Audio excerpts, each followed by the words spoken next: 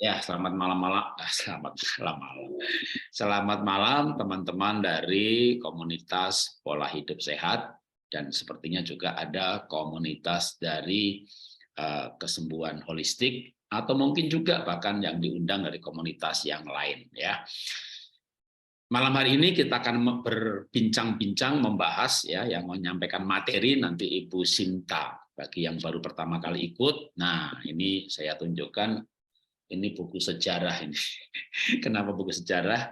Ya, gara-gara buku inilah saya tertarik dan kenal dengan Ibu Sinta yang tinggal di Cimahi, Bandung. Tapi waktu itu datang ke Jakarta di acara yang saya adakan di Jakarta. Wah, orang Jawa bilang ngelurup gitu ya. Jauh-jauh datang mau ngasih saya buku ini ya. Lalu ya begitu pulang saya baca ya dan isinya saya setuju banget dengan buku ini ya, bahwa tubuh itu adalah bungkus dari jiwa. Jadi mensana in corpore sano kalau menurut saya terbalik ya, bukan dalam jiwa yang sehat lalu tubuhnya sehat. Dalam tubuh yang sehat jiwanya sehat, enggak, dalam jiwa yang sehat maka tubuhnya sehat. Nah, kalau tubuhnya tidak sehat maka tentu tidak selalu ya, misalnya kakinya sakit kena paku ya sudah, itu penyebabnya kan nggak usah dicari-cari. Tapi memang banyak sakit yang lain yang bisa dipicu oleh sebab-sebab masalah di jiwa atau mental ya, maka ada istilah sekarang lebih keren kesehatan mental daripada kesehatan jiwa. Bahkan kalau saya sebagai orang Kristen ya ayatnya ada, aku berdoa supaya engkau baik-baik dan sehat-sehat dalam segala sesuatu sama seperti jiwamu baik-baik saja. Atau yang lintas agama, Nabi Soleman, kitab Amsal, Raja Salomo berkata hati gembira obat yang manjur. Artinya tubuh baik itu sakit dan sembuh juga dipengaruhi oleh jiwa. Nah, kalau John Kabat-Zinn, di mana saya belajar olah nafas, karena dia seorang psikiatri, ya memang justru menyasar kesembuhan dengan mengolah rasa, maka namanya MBSR, dan juga mengolah pikir, ya maka namanya programnya MBCT. MBCT itu Mindful Based Cognitive Therapy. Nah, malam hari ini bukan ini yang dibahas, ini sebagai prolog mengenalkan Ibu Sinta bagi yang baru, ya. Malam ini berbicara temanya mengenai masa kecil yang bisa memicu sakit. Nah, saya juga tertarik dengan judul ini. Saya waktu camp di Bandung lihat bukunya, dan wah ini buku boleh ya. Kenapa? Saya dari tahun 83, ya, lama sekali ya, dari tahun 83 sejak kuliah. Saya 12 tahun setelah itu, dari selama 13 tahun dari 83 jadi guru sekolah minggu. Tahun 95 saya mendirikan playgroup dan TK yang namanya Happy Holy Kid.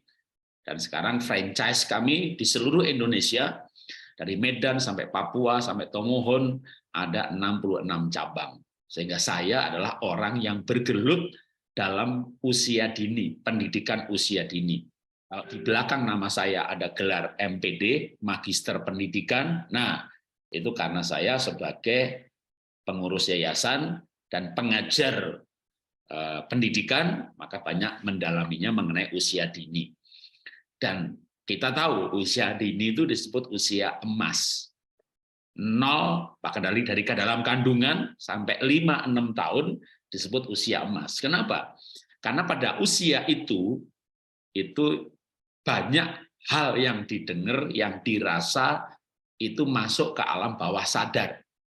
Di mana hidup selanjutnya sampai sekarang ini, tanpa kita sadari, perilaku, perbuatan, attitude, respon, itu dipengaruhi oleh alam bawah sadar. Yang dibangunnya justru mayoritas di usia dini. Nah, kalau bicara usia dini, kalau kemarin kita seminar dengan Mas Gunggung ya, Mas Gunggung kasih tahu di belakangnya bukunya olah nafas semuanya. Kalau saya itu buku di belakang saya itu bukunya buku parenting semuanya. Buku parenting sama buku pernikahan, karena saya menulis 66 buku keluarga. Kalau satu buku dengan 50-100 referensi daftar pustaka, Anda bisa bayangin berapa buku keluarga yang sudah saya simak ya. Jadi saya sebenarnya lebih expertnya di keluarga. Magisternya pendidikan, itu pun saya menspesialisasi lagi pendidikan usia dini. doktoral saya itu pun saya mengambil untuk disertasinya mengenai kebahagiaan pernikahan. Jadi bagi saya olah nafas itu hal yang baru. Tapi kalau pola hidup sehat, nah dari sudah lama saya menjalankannya, walaupun tidak mengajarkan, tapi menjalankan. Nah, malam hari ini bicara ke usia dini ya atau alam bawah sadar, maka alam bawah sadar itu akan digiring ke belakang jauh sebelum kita besar ini di usia dini, bahkan kalau saya sampai ke dalam kandungan. Tapi kalau saya batasnya di situ ya. Kalau saya atau kekristenan mengajarkan tidak ada past life ya. Manusia dimulai ya dia lahir dan rohnya dari Tuhan, bukan roh dari alam semesta yang masuk ke kandungan atau dari energi kehidupan. Itu kalau secara Kristen ya itu tidak dibenarkan. Jadi hanya sampai ke dalam kandungan. Kekristenan tidak mengenal kehidupan dari past life sebelum lahir. Ya, maka baik itu pelajaran psikologi, pelajaran kesembuhan yang mundur ke belakang dari setelah kelahiran, maka saya boleh mengatakan bahwa kami atau saya tidak setuju ya. Nah, hari ini kita dengarkan dari Ibu Sinta ya yang akan mengajarkan mengenai sebentar saya baca judulnya ya. Mengenai masa lalu, masa kecil ya, yaitu masa kanak-kanak ya yang bisa ikut menyebabkan sakit. Sebentar ya, saya baca ulang ya. Saat masa lalu di sini dalam kurung ya itu masa kecil membuatmu menderita atau sakit.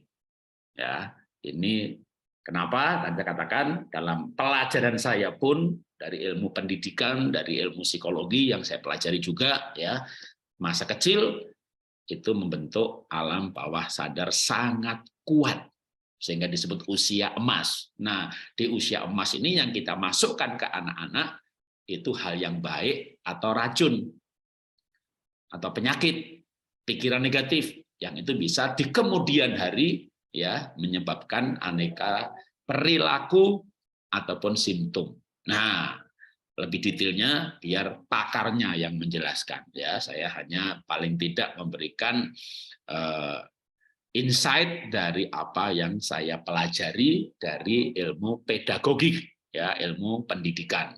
Oke, sekarang saya undang Ibu Sinta ya. Selamat malam Bu Sinta. Suaranya belum keluar ya. Selamat malam Pak Jarot, apa kabar? Yang pasti kabarnya adalah saya pakai batik dari Ibu. Batik dari NTB ya Bu ya. Iya, tenun Pak itu. Iya, tenun itu ya kalau batik beda ya, beda sedikit ya. Dicap. Kalau tenun kan di apa pakai tangan gini. Disulam ya. Kalau batik ada juga Enggak, bukan disulam, apa ya pakai alat gitu loh pakai Pak. alat tenun ya. Tenun itu. Cetek kalau yang tradisional. Handmade itu Pak. Ya, kalau batik di Jawa ya ada juga yang batik tulis, yang kain lalu digambar istilahnya. Kalau ini bukan digambar tapi benang demi benang, warna demi warna Oh, ditenun gitu ya. Makanya sekali lagi mungkin saya hubungkan ke satu sebelum saya serahkan. Kalau Raja saya mau ketawa Pak. Saya Daud dari tadi itu senyum gitu loh. Tadi itu saya udah pakai baju putih kesukaan saya. Lalu masuk kamar kok saya ganti baju juga. Saya pakai tenun ya Pak. ya Jadi, oh ini pesan cintanya Bapak juga pakai. memang satu frekuensi di batin Ganti baju saya, ganti baju ilmu saya tadi. ilmu ilmu kebatinannya kuat.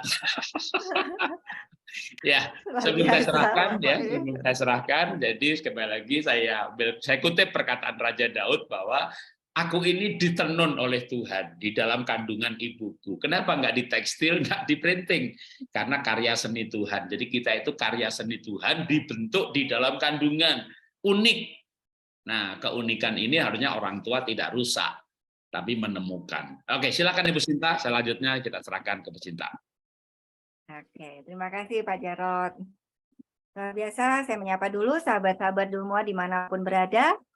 Ini mungkin grup gabungan, tidak hanya dari PHS, tapi juga saya mengundang dari klub Sehat Holistik, kemudian grup-grup yang lain ya. Jadi kenapa saya mengambil tema ini malam pengalaman bersama para pasien di ruang praktek kayak gitu, ternyata banyak orang sakit itu, apa namanya, juga berasal dari cerita masa lalu dia gitu, dalam hal ini masa kecil gitu kan. Jadi, apa, saya tidak hanya saat ini tidak hanya seorang psikolog semata, walaupun pendidikan saya S1 dari UNAIR Psikologi, kemudian, program profesinya dari UGM juga psikologi, tapi saya banyak ke sini-sininya saya banyak mendalami tentang medicine holistik gitu. Apa itu medicine holistik? Medicine holistik adalah, mind, body, soul, spiritual gitu. Jadi kita ini tidak hanya terdiri dari aspek tubuh saja sahabat, tapi di dalam situ ada aspek mental, ada aspek jiwa, dan ada aspek spiritual gitu kan. Dan ini perjalanan panjang, kenapa saya menekuni ini, karena saya pun dulu juga pasien gitu. Jadi yang mungkin baru ikut Zoom saya gitu, saya berawal belajar ini awalnya tuh dari mana, karena saya juga pasien dulu tahun 2003, usia saya baru 25 tahun, saya masih kuliah di Jogja itu, saya kena penjepitan saraf dan tulang belakang tuh bengkok, skoliosis 45 degree. Itu saya nggak bisa bangun betul-betul dan dokter harus operasi seperti itu dan, ternyata, eee harus operasi kalau tidak akan lumpuh gitu kan, operasi pun juga akan membuat lumpuh gitu kan. Nah, perjalanan waktu saya belajar betul-betul bagaimana berdamai dengan rasa sakit karena saya tidak punya opsi. Opsi pertama suruh operasi dan opsi kedua, apa, tidak operasi pun akan lumpuh, operasi pun akan lumpuh, jadi saya ambil opsi yang ketiga yaitu berdamai dengan rasa sakit gitu, sahabat. Nah, proses berdamai dengan rasa sakit inilah yang kemudian pesan cintanya adalah Tuhan kasih ini ke dalam, tubuh saya adalah untuk ujungnya adalah sekarang itu sudah dibenang merahkan gitu, kemudian, dibenang merahkan sampai akhirnya ada di bingkai di dalam buku Pesan Cinta Tuhan melalui itu buku gitu kan. Itu ada di Gramedia atau di Tokopedia, saya nggak jualan buku, udah diambil sama Gramedia itu, hak ciptanya gitu ya. Jadi itu sahabat bahwa kita tuh bisa sembuh. Dan kenapa saya juga penjepitan saraf dan skoliosis itu, ternyata ada pesan cintanya juga dari masa kecil, gitu. Jadi, masa kecil saya, apa namanya, masa kecil saya, mama saya meninggal di usia saya 5 hari, gitu kan. Kemudian diasuh oleh mama tiri yang tidak pernah sayang sama saya, kayak gitu kan. Jadi dari kecil udah nggak pernah dikasih uang saku gitu ceritanya kayak gitu. Jadi, pesan cinta dari penjepitan saraf di tulang belakang bagian bawah ini adalah terkait dengan financial support gitu kan. Financial support artinya ya itu, dapat banget gitu loh. Oke, itu masa kecil saya selalu selalu berpikir bahwa saya besok, apa, bisa jajan ya, besok saya dikasih uang jajan nggak ya? Jadi dari kecil itu saya sudah, apa, berpikir nih gimana caranya cari duit gitu kan. Nah itu keren banget tuh, saya dari kelas 1 SD itu udah cari duit gimana buka, rentalan buku gitu kan, kemudian rentalan buku, kemudian, buatin PR temen gitu kan, apa, ngasih contekan gitu, intinya pinter gitu waktu kecil. Jadi apa, sekedar untuk jajan itu apa namanya, saya cari duit, create gitu, jadi kreatif gitu kan, seperti itu. Itu saya alami gitu, dari kecil sehingga ketika besar itu menumpuk sehingga, tulang tuh bengkok gitu loh. Karena ibaratnya ini baliho gitu, ini baliho kemudian ini, apa, ini ibaratnya besinya. Antara baliho sama besinya ini tidak sebanding gitu loh. Yang dipegang ini yang balihonya besar, tulangnya yang menopang kecil sehingga lama-lama dia bengkok, itu. Dan itu proses mungkin panjang dari sejak sejak kecil gitu karena ngerasa saya harus harus cari uang sendiri, saya harus survive sendiri padahal mama papa saya kaya gitu loh, seperti itu. Cuma papa saya 2 tahun tuh pindah-pindah begitu. Nah, itu adalah inner child yang saya alami sahabat dan itu ceritanya gitu. Saya pun juga, berproses dengan diri saya sendiri gitu, bagaimana, saya juga memiliki inner child yang luar biasa yang kadang-kadang muncul nih, pada saat kita dewasa gitu. Jadi setiap anak tuh pada dasarnya adalah berhak nih sahabat untuk merasa aman, terjamin, dan terlindungi gitu loh. Tetapi sayangnya tidak setiap anak mampu mendapatkan hal ini. Sebenarnya tumbuh dewasa ini adalah tanggung jawab orang tua nih, memberikan dukungan emosional dan biologis gitu kepada anak untuk menciptakan lingkungan yang aman.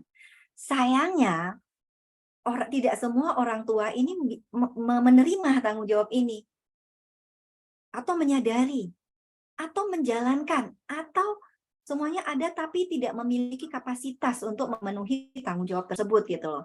Nah, keamanan ini tidak hanya berarti melindungi kita secara fisik dari bahaya atau memberi makan kita, tapi juga mendukung kita pada tingkat emosional, psikologis, dan spiritual yang melekat pada diri kita sebagai manusia. Nah, sebelum kita masuk ke teori, saya ingin sahabat ambil pena sama kertas gitu, cari saja, coba kita cek. Ini ada 25 pertanyaan nih.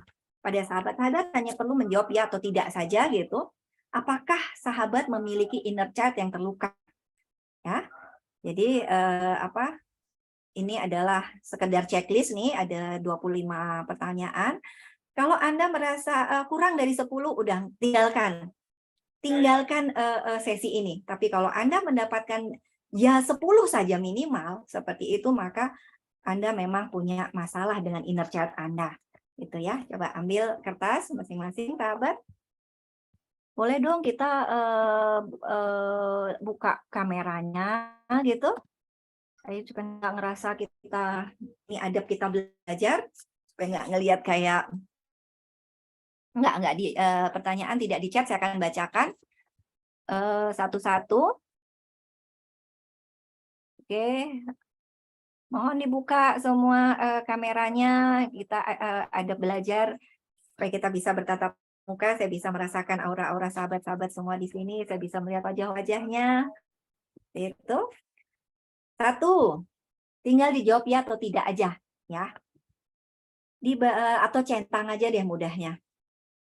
Di bagian terdalam dari diriku, aku merasa ada sesuatu yang sangat salah dengan diriku. Ya apa tidak? Centang. Kedua, saya mengalami kecemasan setiap kali berpikir untuk melakukan sesuatu yang baru.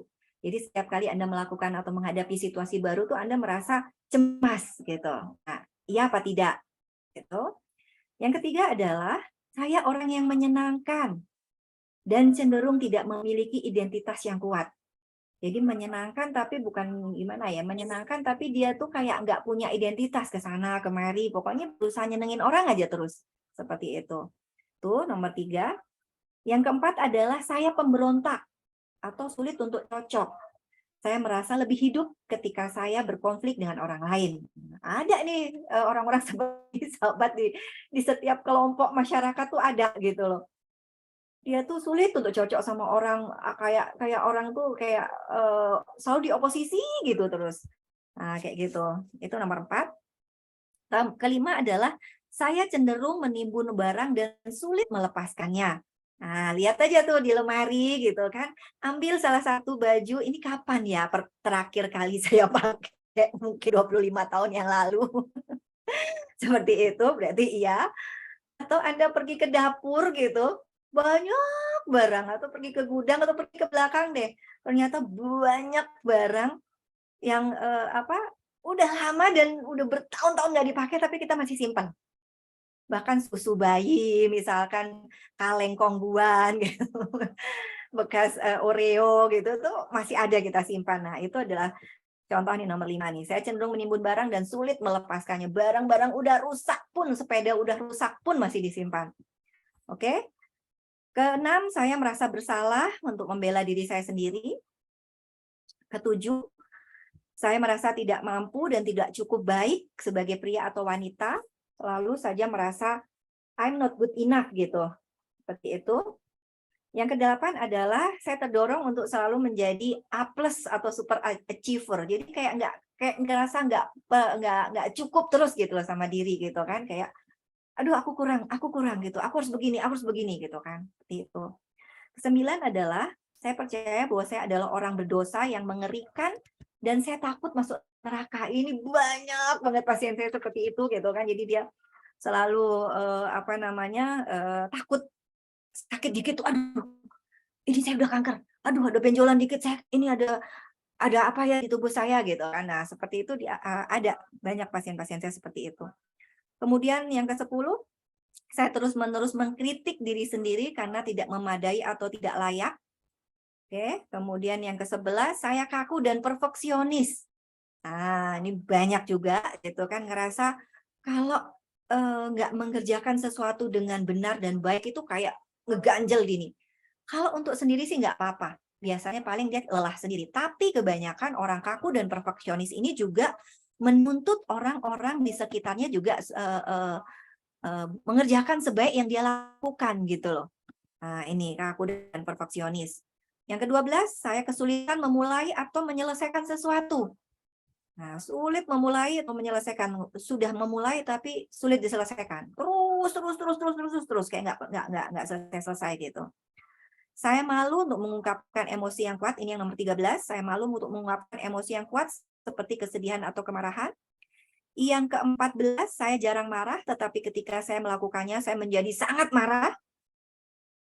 Yang ke-15, saya berhubungan seks ketika saya tidak mau. Yang ke-16, saya malu dengan fungsi tubuh saya. Misalkan kencing, buang air besar, itu ada loh yang ngelihat aja nggak mau, megang pun nggak mau. Jadi ada pasien saya tuh, jadi benar-benar dia habis pup atau habis pipis, itu dia langsung pakai celananya. Habis itu celananya ganti. Jadi sehari dia pipis 10 kali pun, 5 kali pun, ya dia ganti celana dalam maupun celana luar itu 10 kali. Itu ada seperti itu. Kemudian yang ke-13, saya malu untuk mengungkapkan emosi yang kuat seperti kesedihan dan kemarahan. Nah, ini bahaya nih sahabat. Mau nangis, mau sedih aja dia nggak berani gitu.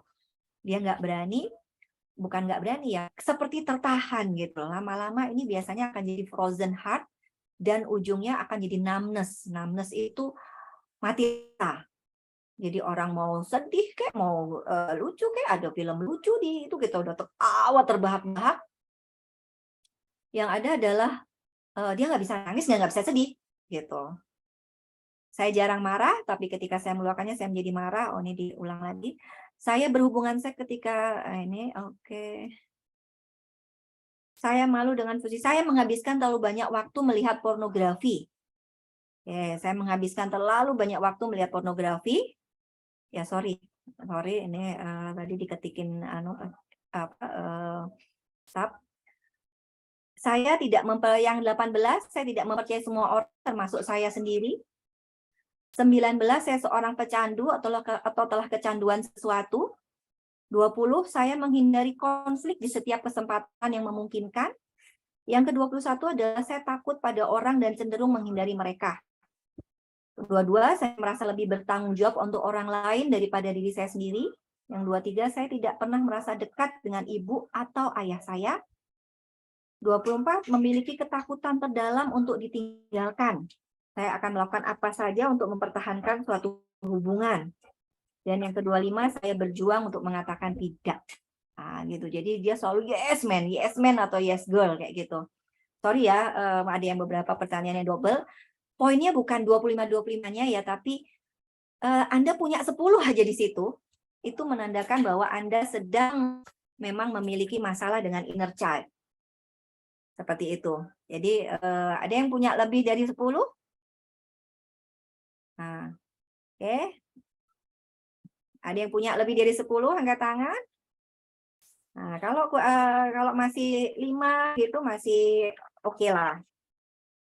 Kalau Anda menjawab 10 atau lebih dari pernyataan ini, maka Anda harus mulai membereskan inner child Anda. Jadi prioritas kayak gitu. Kalau udah punya lebih dari 10 itu berarti Anda memang punya masalah dengan inner child saya. Maksudnya 10 itu yang tadi di checklist tadi, kalau iya. Nah, kalau udah iya itu tadi itu berarti kalau udah punya 10 nggak penting ya ininya, pokoknya kalau tidak penting tadi nomor 1, 2, 3 ini pokoknya Anda dapat cek aja. Oke, ada lebih dari 10, maka Anda benar-benar memang butuh untuk membereskan inner child Anda. Kalau cuman menjawab ya untuk 5 atau lebih, tetap serius juga. Tapi bukan sesuatu yang harus gitu kan. Oke, iyanya lebih dari 10 nih. Jadi apa namanya, itu itu artinya Anda memang memiliki masalah dengan inner child Anda. Nah, kalau cuma 3 nih gimana kayak gitu kan. Nah, kalau cuma 3 ya tinggal dilihat aja gitu, seberapa mengganggunya itu. Kalau tidak ada ya it's okay. Tapi kalau udah 10, kalau udah 10 saja ini. Nanti kalau tidaknya lebih dari 10 bagaimana? Gitu. Ya, kalau kurang dari 10 itu adalah urgent banget nih kalau udah 10 untuk dibereskan gitu kan. Nah, apa yang terjadi jika perasaan ini, masalah ini konstan dan bertahan lama? Oke, jawabannya adalah pasti ada luka menganga besar muncul jiwa nih sahabat. Jadi ini contoh misalkan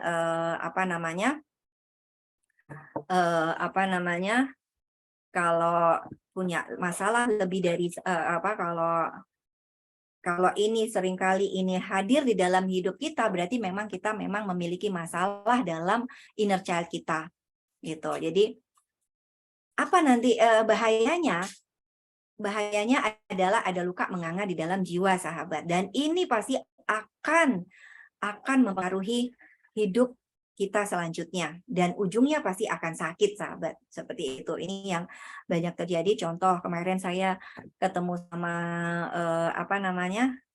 orang dengan cancer. Saya ada tulis kalau ada sahabat ikut di grupnya Pak Jarot atau di kesembuhan holistik itu, saya ada nulis tentang mama di kiri, papa di kanan kayak gitu loh. Jadi dia memiliki benjolan di benjolan di payudara itu adalah dia memiliki benjolan di payudara itu karena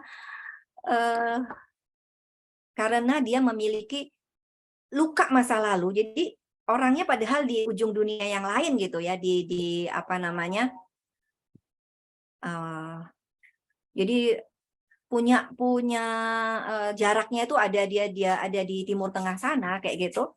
Tapi itu sepanjang ini tuh menangis gitu loh. Jadi pada saat konsultasi online seperti ini itu yang ada adalah dia sepanjang sesi selama 2 jam itu menangis gitu loh, karena akhirnya menyadari bahwa ada pesan cinta dari sakit di cancer itu, yaitu menyimpan kemarahan, dendam, duka cita yang bertahun-tahun gitu kan. Jadi saya share screen ya. Nih, jadi pada saat masuk di slide ini, setiap sel di dalam tubuh kita sebenarnya sedang menerima akibat dari setiap potongan pikiran kita, perasaan, dan dari setiap kata yang kita keluarkan.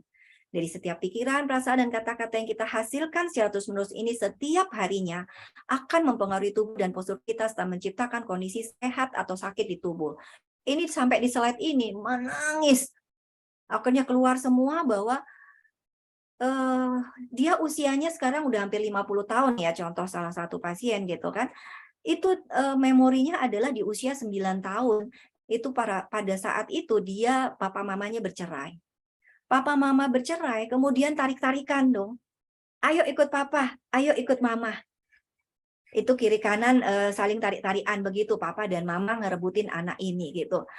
Hati mana anak yang tidak terluka seperti itu? Dia tidak tahu memilih yang mana. Dua-duanya menarik dia. Dan itu memori itu berputar terus dari umur 9 tahun sampai umur 50-an tahun seperti itu. Udah hampir 50 tahun lebih gitu kan. Berarti sudah hampir 50 tahun. Itu memori itu hadir di dalam diri dia dan itu menyumbang kesedihan yang teramat dalam pada diri dia. Sehingga kita lihat nih, mental di sini terkait dengan pikiran, perasaan, dan emosi kita. Jadi pola mental Anda loh yang sedang mengakibatkan penyakit di tubuh. Sebenarnya kita sendiri yang sedang membuat masalah-masalah di tubuh ini bila kita mau menyadarinya. Tubuh mengirimkan pesan cintanya dalam bentuk penyakit. Jadi penyakit itu apa, sahabat? Pesan cinta. Nah, di sini kita lihat pesan cinta dari cancer itu apa? Ada kemarahan, kebencian, dendam, sakit hati yang mendalam dan lama. Ada perasaan tidak berdaya, tidak ada yang membantu, pikiran yang tertutup, mudah menyalahkan orang lain, sangat kritis terhadap diri sendiri, menyimpan rahasia penyesalan dan duka cita yang sangat mendalam. Nah, ini yang terjadi pada diri sahabat kita ini dari usia 9 tahun, dia merasa tidak berdaya. Nah, kemudian pada saat dia hidup dengan mamanya sebagai orang tua tunggal, single parent, tentu berjuang dong. Berjuang mengatasi dirinya sendiri dan juga berjuang untuk menjadi pencari nafkah keluarga, kayak gitu kan, seperti itu. Jadi tidak ada ruang, tidak ada energi lagi yang tersisa untuk memeluk anak ini gitu loh. Nah, perasaan-perasaan ini loh sahabat yang berputar terus di kepala anak ini. Bahkan saya bilang, saya kalau ingat kejadian itu, Bu, kejadian umur 9 tahun itu, saya kalau ingat kejadian itu nangis lagi, sedih lagi kayak gitu, seperti itu. Kalau bisa ada obat amnesia, saya mau beli deh, Bu. Dia nggak bisa tidur, dia kecemasan, dia selalu merasa not good enough gitu, tidak merasa diri tidak berharga, kemudian merasa tidak bahagia gitu kan. Akhirnya apa? Ketika dia merasa dirinya tidak bahagia terus-menerus dan melihat mamanya yang selalu menderita, selalu curhat sama dia tentang tentang kesedihan-kesedihan, kesusahan-kesusahan gitu kan, akhirnya di dalam diri dia tuh, aduh, udah saya nggak mau nikah, udah saya nggak mau punya suami gitu kan. Itu yang terjadi pada diri si ibu ini tadi, sehingga dingin pada laki-laki, sehingga akhirnya kemudian pada saat waktunya menikah pun ya sudah, akhirnya dijodohkan dan ternyata juga mendapatkan suami yang menurut dia 180 derajat berbeda gitu loh, sehingga yang kemudian beda 180 derajat di sini, yang kemudian dia semakin menambah penderitaannya itu gitu loh. Ya tidak heran akhirnya muncullah dalam bentuk benjolan di payudara. Dia tuh menyadari sebenarnya itu sudah ada 35 tahun yang lalu gitu, dari sejak dia muda gitu kan. Tapi bengkak tuh sesuai emosi katanya gitu. Saat itu mungkin sudah muncul tuh pesan cintanya dalam bentuk miom, mungkin yang masih lunak gitu kan, kista yang masih lunak atau tidak, atau tumor yang tidak ganas, masih jinak. Tapi karena pesan cinta ini tidak ditangkap sahabat, akhirnya menjadi semakin lama menjadi semakin akhirnya menjadi memadat sampai akhirnya menjadi kanker. Itu yang terjadi gitu loh. Oke, kemudian apa sih ini saya stop yang ini ya. Saya akan buka file tentang pesan cinta. Tentang inner child. Nah, apa sih itu inner child?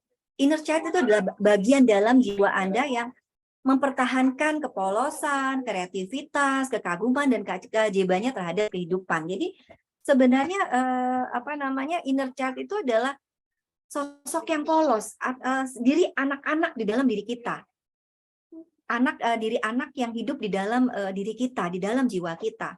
Nah, penting bagi kita untuk tetap terhubung dengan bagian diri kita yang sensitif ini. Saat kita terhubung dengan inner child ini, kita akan selalu merasa bersemangat, terinspirasi oleh kehidupan. Seperti anak-anak, coba. Anak-anak apa sih susah, sedihnya nggak ada kan? Dia main setiap hari. Saya punya anak umur yang paling kecil 1,5 tahun, anak saya 8 ya. Jadi yang paling kecil ini baru 1,5 tahun tuh, saya kalau capek tuh tinggal ngeliatin dia, aduh enak banget ya hidupmu gitu kan.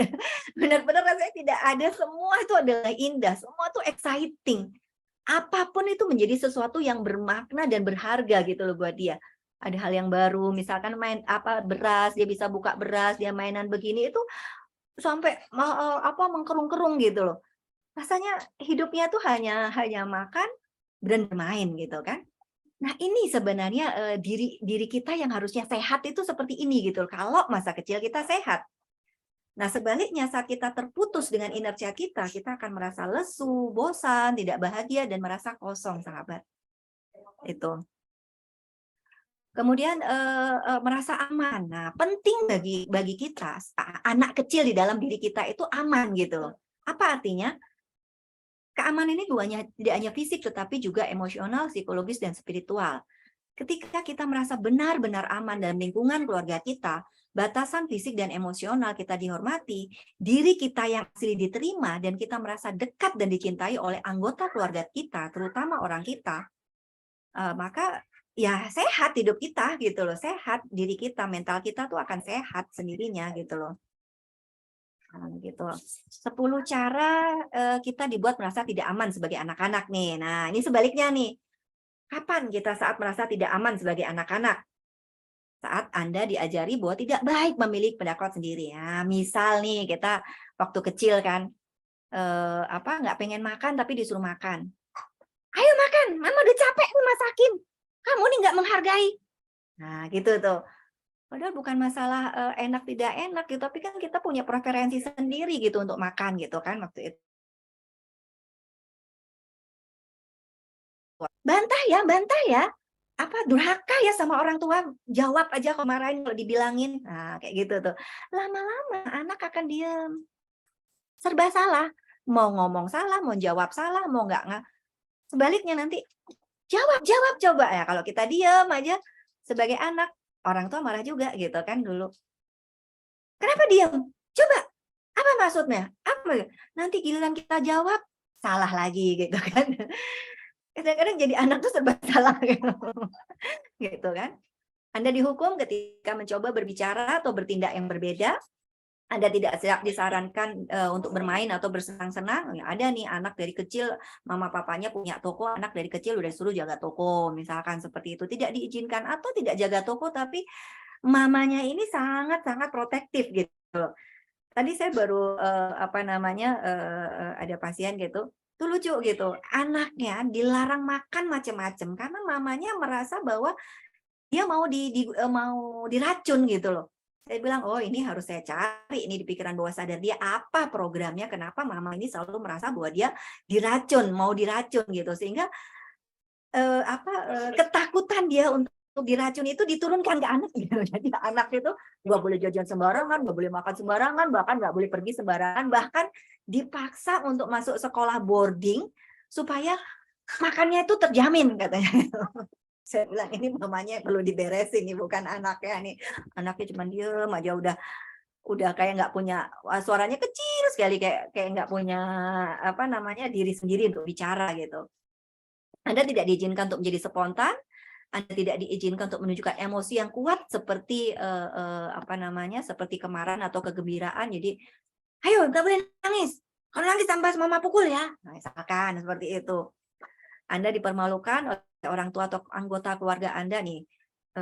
Saya punya pasien itu jauh-jauh datang dari Kalimantan, Pucuk sana itu dia memiliki memori yang sangat parah.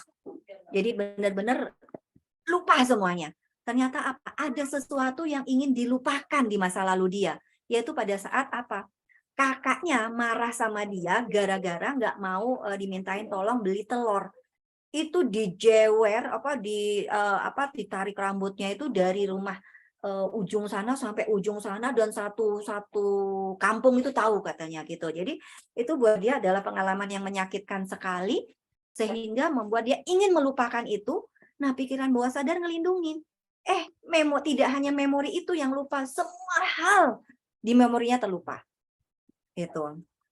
Ada yang lebih ini lagi, kemarin juga ada pasien semua rasa itu dia lupa. Dia datang ke kampusnya gitu kan. Tahu dia ijazahnya ada pernah di situ, tapi dia tidak memiliki rasa atau memori apapun pernah kuliah di situ.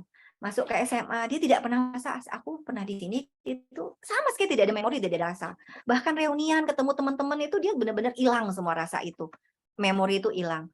Kenapa? Karena ternyata perjalanan waktu itu dia marah sekali sama papanya yang papanya ini begitu hebat di matanya, tapi pada saat meninggal itu papanya ternyata punya will dan punya istri lain dan punya anak bertahun-tahun. Jadi runtuh langsung kepercayaannya terhadap laki-laki. Seperti itu gitu loh sahabat. Nah, itu semua adalah cita-cita dari masa lalu. Sering dikritik, dilecehkan secara verbal, dihukum secara fisik atau batasan fisik Anda dilanggar, Anda dibuat merasa bertanggung jawab atas orang tua Anda dan tingkat kebahagiaan mereka gitu. Jadi ini biasanya anak pertama nih. Saya saya pernah ngadain riset, pasien-pasien saya itu 60-70% itu anak pertama. Kenapa anak pertama? Coba ingat-ingat kalau kita saat punya anak pertama apa? Masih belajar jadi istri, jadi suami. Masih belajar jadi mama dan papa. Masih adaptasi sama keluarga besar, mertua. Masih secara ekonomi belum tugas perkembangan yang dialami oleh seorang ibu.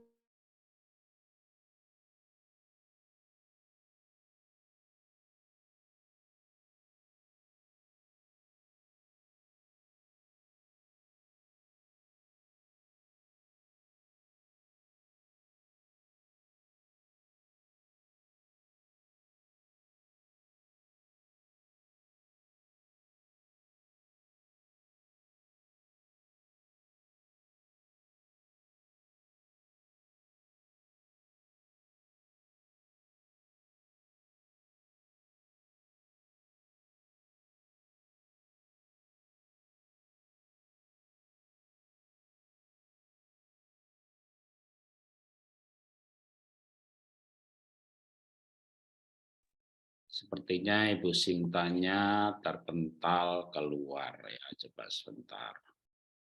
Mungkin nanti kalau Bu Sinta masuk kembali, maka harusnya di off kamera saja supaya tidak terlalu mengambil pulsa ya. Oke, sambil menunggu Bu Sinta balik lagi ya. Semua perbuatan kita, perilaku, respon terhadap keadaan itu bukan hanya dipengaruhi oleh pikiran atau logika, tapi justru sebenarnya banyak dipengaruhi oleh alam bawah sadar. Nah, itulah kenapa sebenarnya kita perlu menyembuhkan alam bawah sadar, menyembuhkan hati nurani. Mungkin pernah dengar saya cerita atau kesaksian waktu istri saya ketipu, ya, ditipu orang 400 juta habis dan saldonya benar-benar dikuras, ya, 400 juta itu habis. Dan uang itu sebenarnya dicadangkan untuk sekolah anak saya di Singapura 1 tahun, karena di sana tuh biaya sekolah setahun kira-kira 400 juta di luar kos dan makan. Sebenarnya anak saya dapat beasiswa, tapi dia pengen ngambil di NUS, beasiswanya yang direncanakan di NTU. Setelah beasiswa 4 tahun dapat perpanjangan. Nah, singkat cerita, ketika saya pulang ke rumah, dan istri saya bercerita kalau dia ketipu, gitu ya, maka apa? Respon saya, spontan saya, attitude saya, pikiran saya. Nah, tentu berbeda-beda. Ya, tapi kalau saya waktu itu langsung berpikir dia korban, bukan pelaku. Maka saya tidak marah. Saya justru berupaya menyembuhkan trauma yang dialami istri saya. Jadi waktu dia bercerita menangis, ya saya peluk, lalu saya ajak doa, saya tenangkan, besok cerita nangis lagi, peluk lagi, ajak doa. Sementara dalam cerita orang lain, keluarga yang lain, mungkin ketika istrinya menghilangkan atau kehilangan atau ditipu, sudah korban malah digoblok-gobloki, dimarah-marahi, diamuk-amuk. Atau sama juga kalau itu bukan pasangan, anak kita kena tipu, barangnya hilang, padahal dia korban, tapi orang tua memperlakukan sebagai pelaku. Nah, kenapa kita memperlakukan dia sebagai pelaku? Kenapa respon kita begitu? Nah, itu sebenarnya ada dipengaruhi oleh alam bawah sadar kita. Kalau saya tidak mengalami kesembuhan dari alam bawah sadar saya, wah, ya keluarga saya akan kacau juga. Nah, saya bersyukur mengalami yang namanya inner healing, self-image terapi, kesembuhan luka-luka batin. Kalau saya pernah teman-teman dengar saya cerita mengenai sembuh dari saraf kejepit, lepas dari kacamata setelah 16 tahun dipakai, itu enggak pakai modul olah nafas ya, enggak, tanpa olah nafas. Itu modul inner healing aja. Dari inner healing udah mengalami kesembuhan fisik. Dari mulai saraf kejepit yang 2 lumbal, yang menurut rumah sakit Pertamina harus dioperasi, tapi saya nggak mau operasi, akhirnya pindah ke rumah sakit veteran. Saya sambil lihat cek Ibu Sinta ya, Sinta di S, huruf S. Maka di rumah sakit veteran saya dipanasin pakai inframerah, ditarik pakai alat, ya 2 bulan, ya seminggu 2 kali, ya akhirnya nggak sembuh juga. Padahal rumah sakit veteran, rumah sakit cacat veteran, ya itu milik militer, itu sudah cukup canggih gitu ya, tapi ya tidak sembuh. Oke, ini Bu Sinta udah masuk lagi ya. Akhirnya ya balik lagi ke rumah sakit Pertamina. Di rumah sakit Pertamina ya disuruh operasi. Tapi saya nggak mau operasi, ikut aja kesembuhan, ikut pelajaran mengenai inner healing, camp inner healing, retreat inner healing, dan menarik ya, sembuh. Jadi memang banyak kesembuhan bisa terjadi dengan inner healing, bisa kesembuhan terjadi dengan olah nafas, bisa juga nggak pakai inner healing, nggak pakai olah nafas, kesembuhannya lewat diet yang tepat. Nah, saya ini di pola hidup sehat hanya berpikir sederhana. Kalau salah satu aja bisa menyembuhkan, kalau semua aspek disembuhkan, masa sih nggak sembuh gitu ya. Oke, sebentar saya jadikan Bu Sinta co-host, setelah itu dilanjutkan lagi tadi ke pental keluar ya. Oke. Mungkin sambil pesan ke Bu Sinta, kalau internetnya lemah, nanti di off kamera aja Bu Sinta, supaya lebih kuat ya. Jadi kesembuhan luka batin, termasuk luka batin yang dari masa kecil, bisa membawa pada kesembuhan fisik. Oke, silakan Ibu Sinta lanjutkan. Oke, terima kasih. Mohon maaf nih, apa namanya, keterpental. Jadi intinya sahabat, anak itu hadir dan hidup di dalam diri kita. Dan apa yang kita lakukan adalah saat ini adalah kita berproses dengan dia, gitu kan. Jadi Paulo Coelho tuh ngomong, pegang tangan anak yang hidup dalam jiwamu. Bagi anak ini tidak ada yang mustahil, sahabat. Oke. Sekarang kita langsung masuk aja ya. Apa sih yang bisa kita lakukan untuk memproses inner healing kita, inner child kita itu? Yang pertama adalah renungkan garis waktu masa kecil Anda. Coba ambil selembar kertas atau dokumen di komputer Anda dan membagi masa kecil Anda dalam tahapan berikut. Masa bayi 0 sampai 9 bulan, masa balita 9 bulan hingga 3 tahun, masa prasekolah 3 sampai 6 tahun, dan mandiri usia sekolah 6 tahun hingga pubertas. Tapi yang bisa kita ingat biasanya hanya mulai masa prasekolah di 3 sampai 6 tahun. Kurang dari itu udah nggak ingat. Nah, tapi datanya itu ada di pikiran bawah sadar, sahabat. Jadi kalau kita lihat ini kita tuh punya 2 level kesadaran sebenarnya yang seringkali kita tidak sadari. Gitu ya. Jadi ini saya buka. Oke. Nah, ini pikiran sadar itu 1 sampai 5% dan di pikiran bawah sadar itu 95 sampai 99%, sahabat. Bayangin banyak banget kan? Nah, di pikiran sadar itu adalah hanya menyimpan short term memory, memori jangka pendek. Paling lama 3 hari seminggu, cek aja. Seminggu yang lalu saya makan apa ya, udah nggak inget pasti lauknya apa. Itu karena inget tidak ingetnya ada di pikiran sadar. Tapi ketika dibuka di pikiran bawah sadar, itu data itu semua ada dari sejak masa kecil, gitu kan. Kemudian dalam setiap tahap, cobalah yang terbaik untuk mengingat bagaimana perasaan Anda, seperti apa hidup itu, dan seberapa aman, didukung, dan diterimanya Anda yang Anda rasakan. Ingatlah bahwa merasa aman sebagai seorang anak tidak selalu berkaitan dengan lingkungan keluarga. Seringkali sekolah atau lingkungan lain tempat kita menghabiskan banyak waktu membentuk inner child kita. Rekaman ingatan atau sensasi fisik apapun yang Anda miliki, sahabat, meskipun merasa terpecah-pecah, itu rekam nada suaranya, ekspresi dan kata-kata digunakan orang tua atau guru Anda saat berinteraksi dengan Anda. Kadang-kadang masih kita ingat gitu loh. Jadi dulu misalkan ada seorang anak yang saat ini menjadi pemberontak, pembangkang banget gara-gara apa? Dulu waktu kecil itu dia datang bawa hasil gambarannya gitu. Mama, lihat dong dinosaurusku gitu kan. Yang ada mamanya, apaan sih ini? Nggak usah gambar-gambar. Aku besok mau jadi pelukis katanya gitu. Nggak usah gambar-gambar, disobek. Di situ adalah perasaan terluka seorang anak bahwa dia tidak merasa dirinya secara otentik dihargai. Gitu loh. Jadi yang ada adalah udah muncul loh kemarahan dan tersimpan dalam diri anak.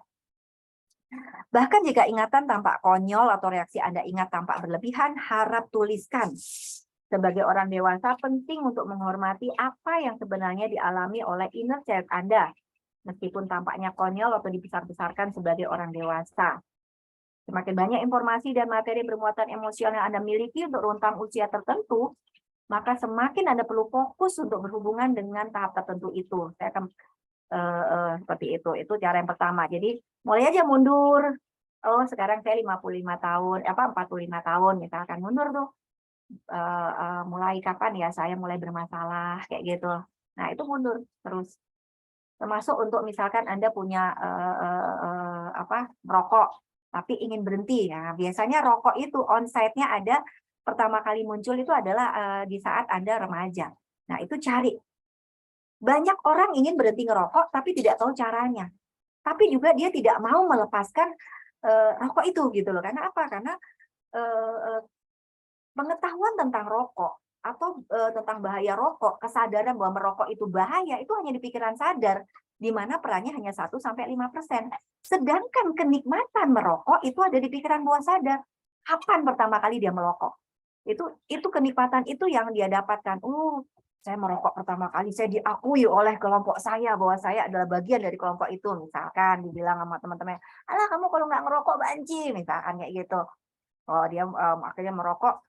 Nah perasaan itulah. Ada yang saya proses itu dia merokok merasa percaya diri. Nah, mulailah dia merasa bahwa rokok itu adalah kaitannya dengan percaya diri. Jadi dia merasa percaya diri ketika merokok.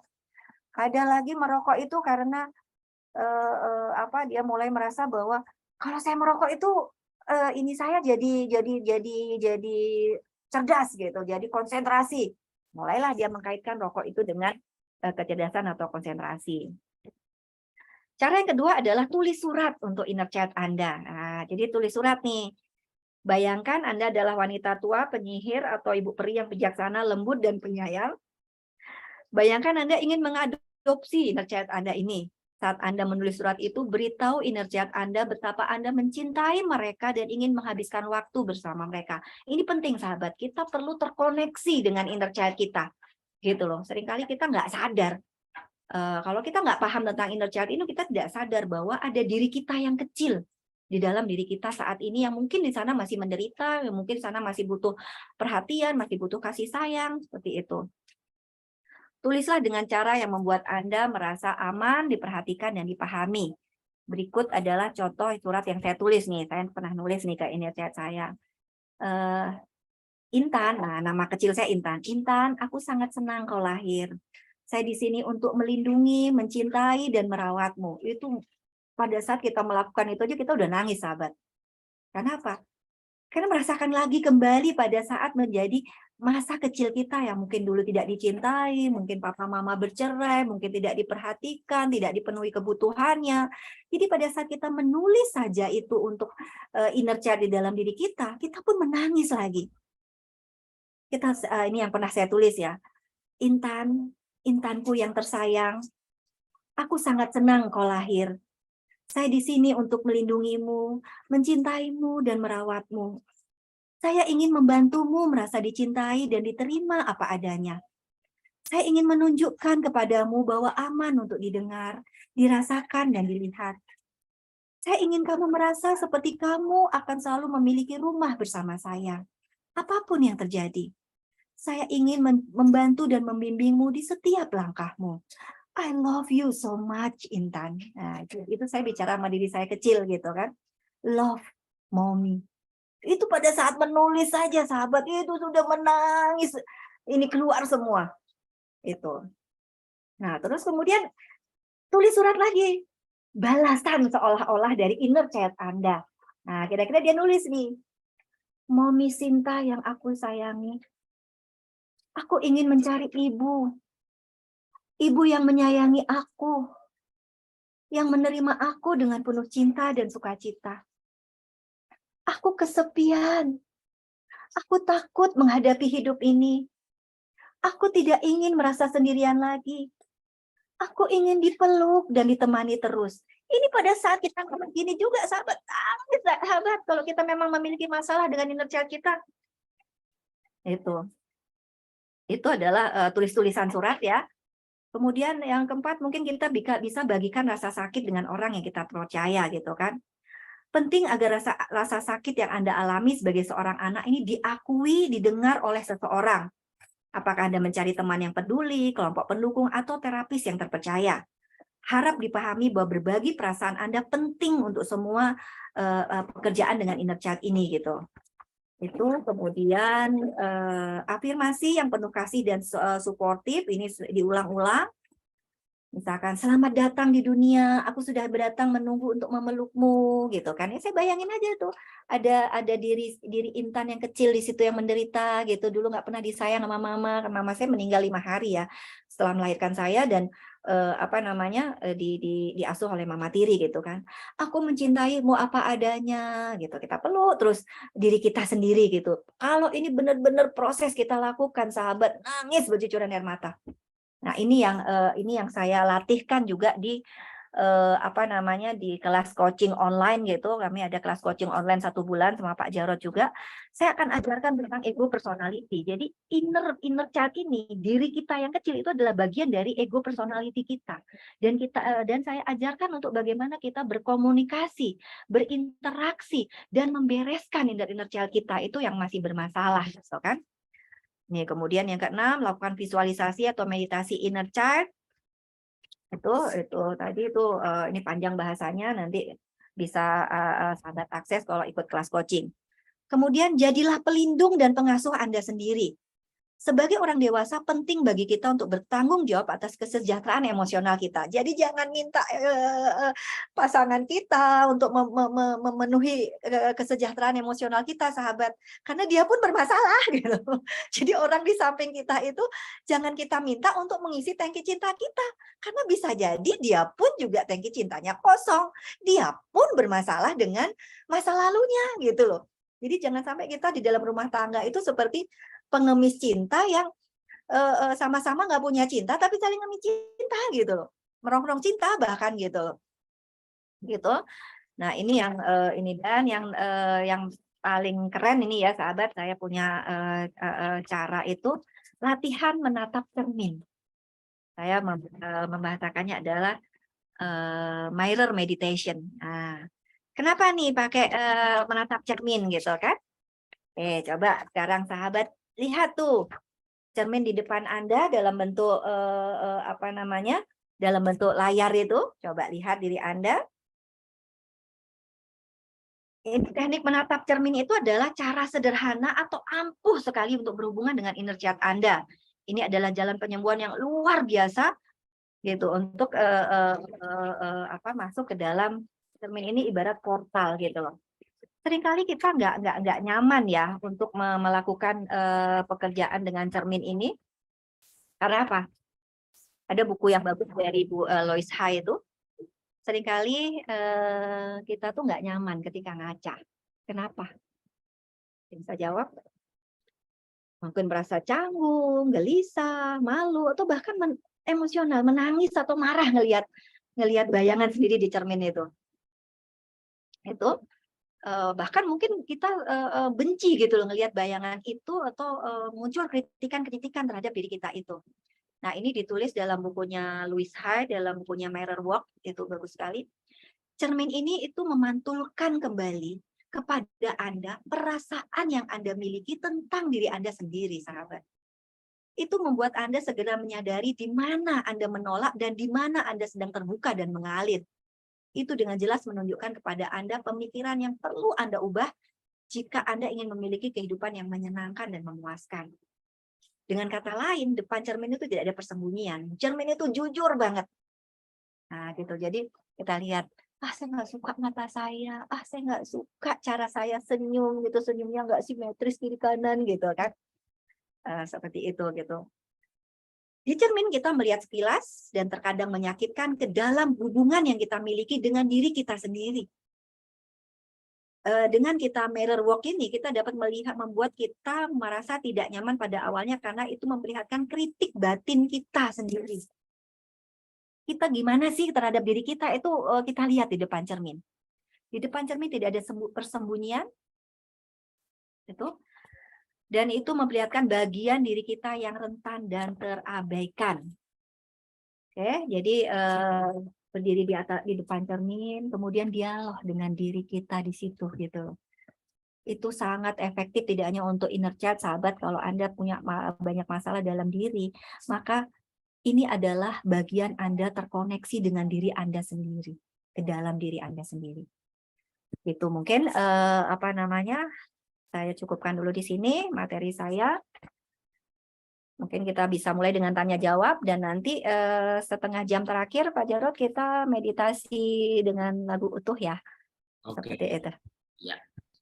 Ya, ini mulai ada, saya akan baca beberapa pertanyaan, belum banyak karena yang banyaknya bukan pertanyaan tapi respon terhadap yang disampaikan. Bisa di stop share screen-nya dulu Bu Sinta. Oke. Ya. Oke, saya bacakan ada pertanyaan. Saya masa kecil nggak ingat sama sekali, Bu. Sampai saya lumpuh waktu umur 35 tahun juga nggak ingat. Saya tahunya diingatkan ibu saya saat saya dewasa bahwa dulu waktu kecil pernah lumpuh. Hanya sekilas-sekilas saja. Bapak saya meninggal waktu saya umur 7 tahun, ditabrak sepeda waktu umur 6 tahun. Hanya itu yang saya ingat. Selebihnya saya nggak ada yang ingat. Penyakit saya sekarang yang saya rasakan di bagian lutut, sakit telapak kaki. Oke. Stop ya.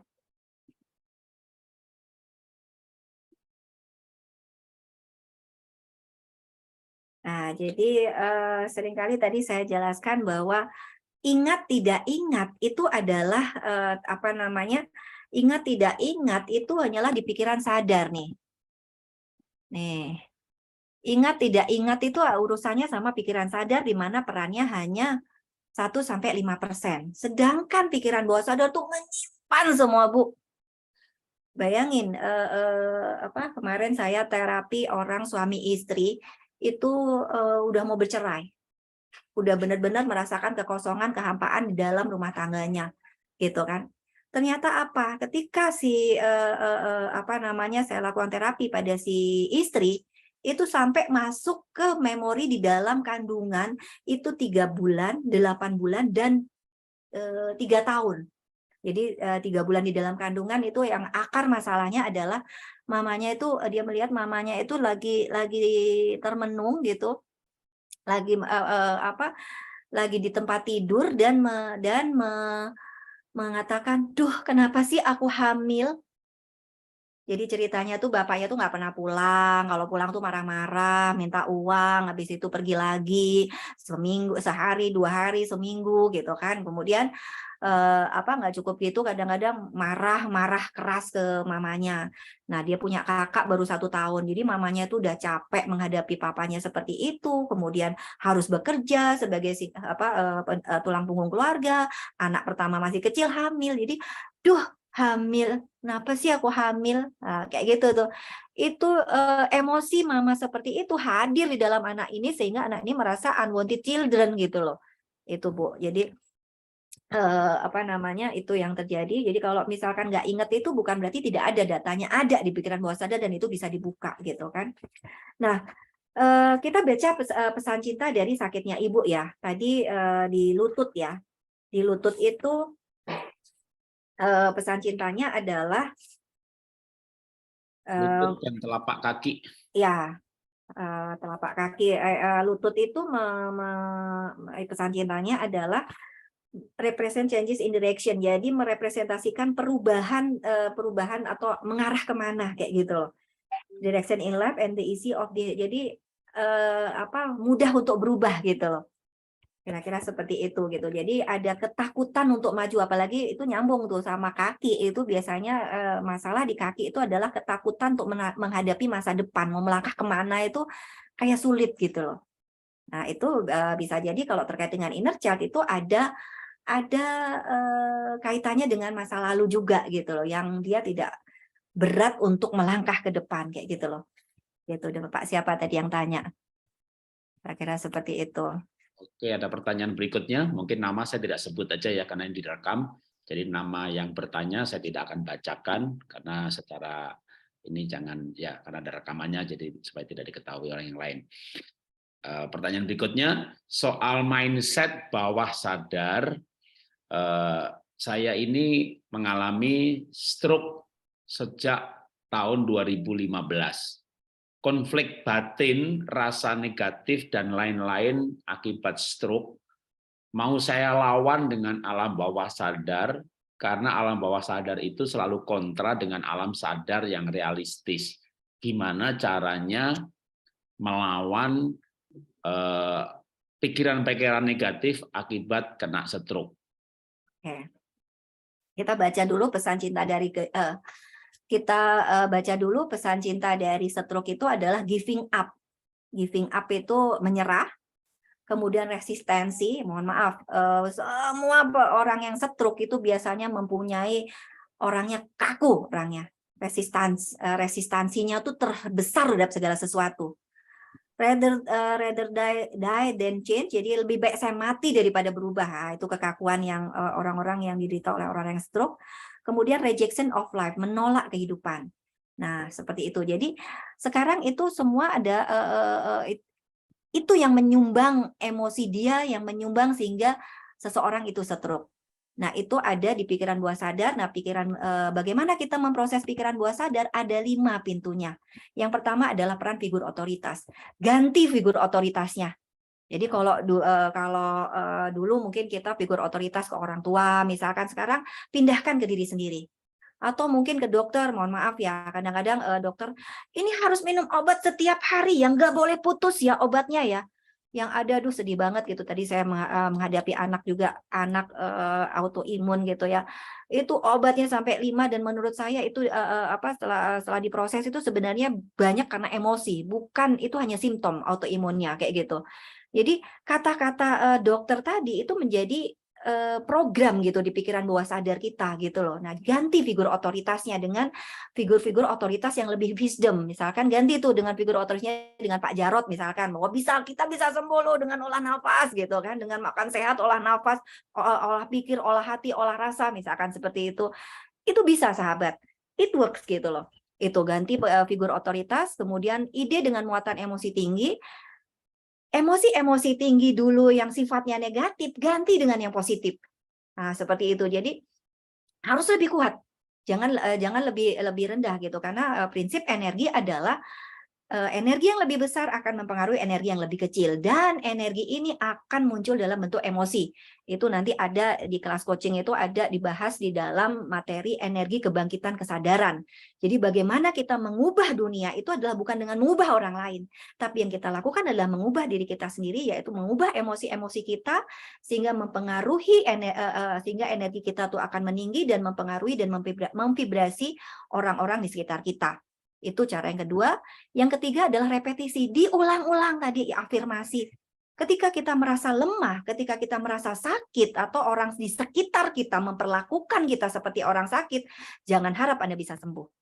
Seperti itu. Jadi saya bilang, saya punya tetangga misalkan stroke, saya bilang jangan dibantu terus Bu, dia harus belajar Bu, ayo Pak, Anda bisa gitu, latihan ini misalkan latihan bola seperti itu gitu kan, jangan terus-terusan harus disuapin, harus ini gitu loh kan. Ada tuh peserta camp stroke itu tiap hari jalan 3 kilo. Walaupun diseret kakinya, tapi dia sehat, dia berjalan 3 kilo setiap hari gitu kan. Itu repetisi. Yang keempat adalah identifikasi kelompok, keluarga, lingkungan. Ini kuat sekali mempengaruhi hidup kita saat ini. Sehingga penting untuk memilih dan mewarnai kelompok kita, keluarga kita, lingkungan. Nah, salah satunya adalah dengan kita masuk di grup PHS ini bersama Pak Jarot kayak gini, kita sebenarnya punya lingkungan yang sangat positif gitu loh, untuk mendukung kesehatan dan kesembuhan kita, baik tidak hanya secara fisik, mental maupun spiritual gitu. Nah, yang kelima adalah ini yang kita pakai sebagai jalan perubahan adalah relaksasi pikiran. Di sini ada meditasi, dan di sini ada hipnoterapi atau terapi klinis seperti itu, terapi klinis yang lain seperti itu ada di pintu yang kelima, relaksasi pikiran. Begitu ya Pak ya. Jadi ini bisa kita pakai untuk merubah mindset yang tidak tepat di dalam sakit Bapak ini. Ayo Bapak bisa sehat yang stroke ini. Kemarin salah satu peserta coaching kami itu 7 tahun lumpuh loh sahabat, 7 tahun lumpuh, ikut kelas coaching 14 hari, di hari ke-14 dia bisa jalan. Dia bisa jalan karena ternyata lumpuhnya itu bukan karena fisik, selama secara fisik itu tidak terjadi masalah, maka dia bisa jalan. Karena kalau kita bicara 5 level of healing, itu kesembuhan itu 5 level, tidak hanya di level ke paling bawah gitu loh, tapi di level paling bawah itu adalah fisik, di level yang atasnya itu energi, kemudian mental, kemudian intuitif, yang paling atas adalah spiritual. Nah, ini yang kita bangun di kesembuhan holistik, di camp, di holistic coaching itu adalah kita langsung ke atasnya gitu loh. Di atas nama Tuhan, apa sih yang tidak mungkin, sahabat? Itu gitu. Kalau kita ngurusin yang bawah, capek.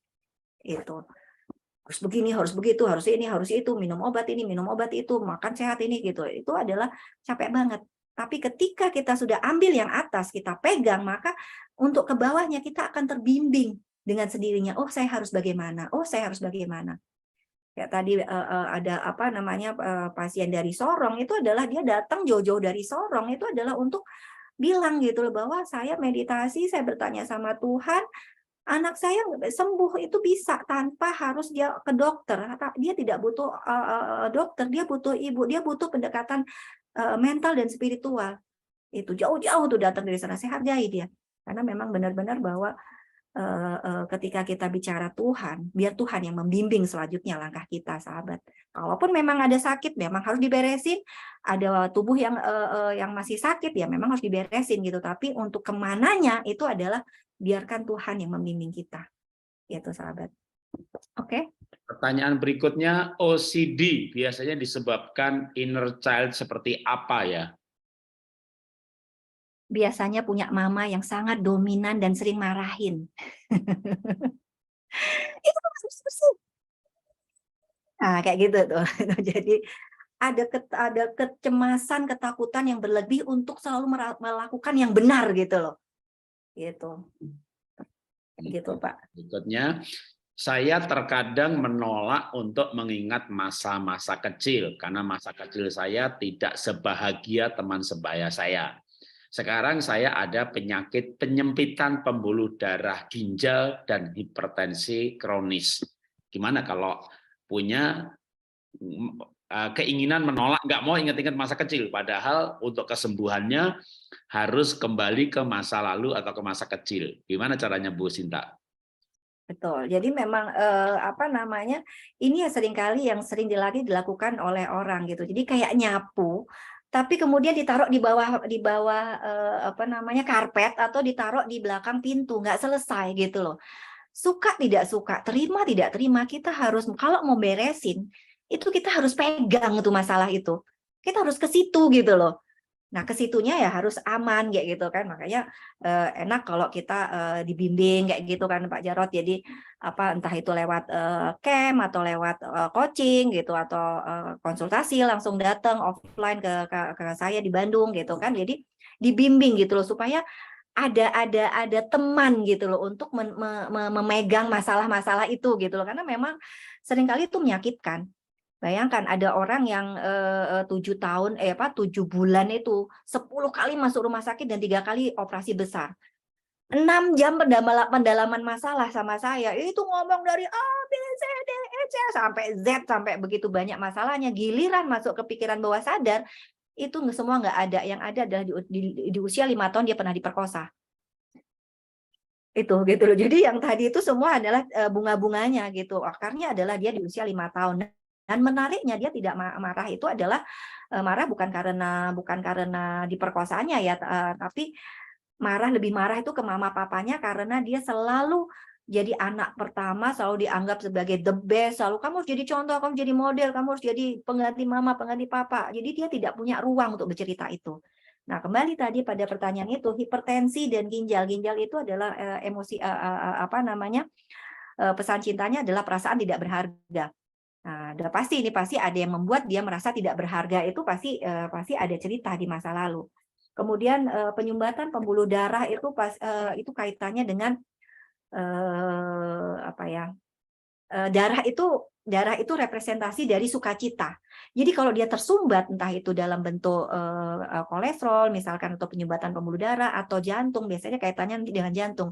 Orang sakit jantung itu adalah representasi dari cinta dan pusat cinta dan rasa aman. Jadi kalau ada masalah di jantung, dia sebenarnya sedang merasa tidak aman dan merasa kekurangan cinta. Nah, ketika ada sumbatan di pembuluh darah, itu dia merasa sedang tidak bahagia gitu loh. Jadi kurang long standing emosional gitu. Long standing emotional problem. Jadi ada masalah emosi yang bertahun-tahun disimpan. Jadi ini banyak sekali Pak Jarod orang yang saya terapi jantung ini, dia merasa sesak nafas, jantungnya berdebar-debar gitu kan. Ternyata itu hanyalah simptom. Dan itu ketika diberesin, dikeluarin, ininya lega dan dia udah nggak pernah minum obat lagi. Kayak gitu loh. Jadi itu hipertensi itu blood pressure. Kalau high itu adalah long standing emotional problem not solved. Ya, itu kaitannya sama kan tadi dengan penyumbatan pembuluh darah itu sama high hypertension, itu adalah long standing emotional problem not solved. Jadi ada masalah emosional yang tidak terselesaikan bertahun-tahun. Kalau rendah hipotensi, tekanan darah rendah, itu sebaliknya adalah kekurangan cinta pada saat anak. Kemudian ada defeatism, itu merasa apa ya gunanya saya ini, ngerasa nggak berharga, atau semua nggak berjalan sesuai yang saya harapin, kayak gitu loh. Nah, itu adalah pesan cinta dari blood pressure. Jadi tadi ginjal, kalau Bapak ini tadi mengatakan ginjal, kemudian ada hipertensi, kemudian ada penyumbatan pembuluh, itu emosinya tiga-tiganya ini semua saling sinkronisasi. Ginjal merasa tidak berharga, kemudian hipertensi, long standing emotional problem not solved, masalah emosional yang berlangsung lama dan tidak terselesaikan, dan penyumbatan pembuluh darah itu artinya dia kurang sukacita dan ada sumbatan dalam hal keriangan, sukacita, seperti itu. Ini kan berhubungan semua nih, tiga ini. Bu Sinta? Okay. Ya, kalau pertanyaannya soal sakit demi sakit kan banyak banget, bisa nggak ada habisnya. Sekarang kalau misalnya mau konsultasi, ya kan ini satu orang sakitnya ini, satu orang sakitnya ini, banyak banget nih ya. Nah, kalau mau konsultasi dengan Ibu, program apa yang tersedia? Oke, jadi ada 3 Pak. Satu bisa konsultasi online gitu kan, tapi kalau konsultasi online ya nanti kemudian kita bisa ikut. Yang kedua adalah coaching online gitu loh. Jadi di situ ini kalau untuk yang kendala jarak gitu, kalau masih di Jakarta ayolah datang. Saya jamin worth it banget gitu loh, antara masalah Anda bertahun-tahun itu dengan Anda datang ke Bandung gitu ya, kalau lagi dekat ya, misalkan sekedar Jakarta, orang Vietnam aja kemarin datang loh, seperti itu gitu kan, bayangin berapa pulau dia lalui gitu kan. Nah, kalau masih dekat itu kita bisa lakukan terapi gitu kan, untuk nyari tuh akar masalahnya tuh apa, dicabut gitu loh Pak. Karena ya percuma aja berobat sana sini cancer misalkan. Udah diangkat, udah di kemo, udah diradiasi, dinyatakan bersih, nanti tumbuh lagi. Kenapa? Karena pesan cintanya belum ditangkap. Akar masalahnya tuh belum dicabut. Jadi dia ngirimin sinyal terus tuh untuk tumbuh lagi kanker di tempat yang sama atau tempat yang berbeda. Kalau bicara kanker, begitu juga penyakit lain. Itu satu. Bisa konsultasi online, nah kemudian dilanjutkan dengan coaching online. Ini sebulan nih dibimbing nih. Ada Pak Jarod di situ, ada 9 sesi, ada sama saya 6 sesi, ada sama Pak Saiful Karim itu 6 sesi, plus nanti ada coaching kelompok. Jadi benar-benar sebulan itu benar-benar saya pegang nih satu-satu sahabat data Anda gitu. Misalkan pendalaman masalah 2 jam tuh saya titeni gitu loh. Saya sisir, masalah Anda tuh di mana sih gitu. Saya berusaha gali tuh, kita sama-sama gali gitu. Sampai akhirnya ketemu tuh akar masalah itu. Nah, baru kemudian melalui coaching inilah diajari bagaimana untuk menyelesaikannya. Nah, ini penting gitu, karena apa, kita nih selalu buang sampah, tiap hari itu selalu buang sampah gitu loh, sampah emosi gitu kan. Jadi kita juga harus punya kemampuan untuk memproses atau membuang sampah itu. Kadang-kadang untuk memproses aja nggak bisa. Program coachingnya tidak hanya pelajaran teori ya, tapi ada konselingnya ya Bu ya, satu persatu. Yes, kayak gitu. Bahkan ada kunci kelompok minggu kedua, minggu ketiga, minggu keempat tuh ada kunci kelompok, Pak, sesuai dengan kedekatan masalahnya gitu. Paling Ini 3 orang, 4 sudah mau orang. mulai ya? Ini mulainya kapan, Bu? Ada 10 Maret ini sampai 10 April, sahabat semua. Jadi ini saya supaya yang ini jelas. Oke. Lalu pendaftarannya udah ditulis di chat ya, teman-teman. Tadi Ibu Ati ya, di Ibu Ati nomor WA-nya sudah ditulis di chat untuk pendaftarannya karena waktunya sudah cepat, sudah segera mulai tanggal 10 ya, tanggal 10 sebanyak 20 atau 21 sesi, tapi itu masih ada tambahan dari sesi konseling ya Bu ya, ada Betul, konseling online ya dengan Ibu ya. betul. Oke. Nah Itu terus nanti bulan Mei kita ada camp juga nih. Nah, ini kalau yang benar-benar mau ngeberesin total mind body soul spiritual itu keren banget. Orang-orang yang udah ke situ itu benar-benar luar biasa, terjadi perubahan mindset bener ke dalam diri mereka gitu loh.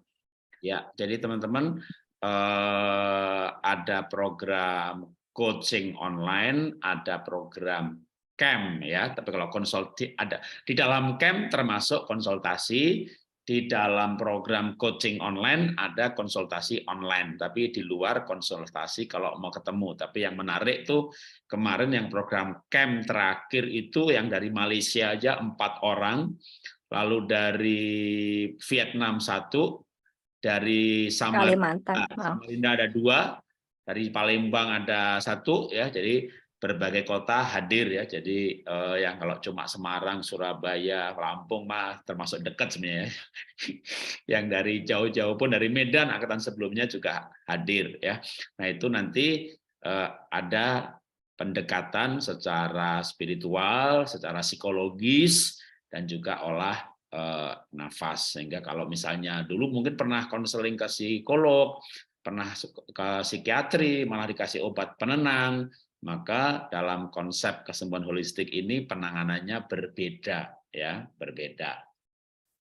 Oke, saya mungkin kayaknya yang secara umum sudah terjawab, kecuali yang spesifik kayak ada Parkinson, atau mungkin juga ini ada bisa diumumkan di WA grupnya Bu, karena saya sudah nggak di situ, bisa diumumkan WA grupnya kalau mau melanjutkan mengenai pesan cinta pencinta ini. WA grup di mana? Oke.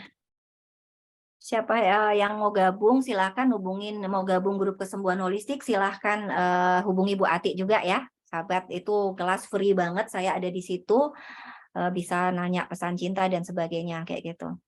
Ya, jadi di WA grup kesembuhan holistik yang barusan di post ya, nanti teman-teman bisa bertanya, atau kalau enggak biasanya waktu saya masih di sana itu kalau banyak yang baru gabung, karena habis ikut seminar banyak baru gabung, nanti akan di post gitu ya, pesan cinta untuk penyakit ini tuh ini gitu ya.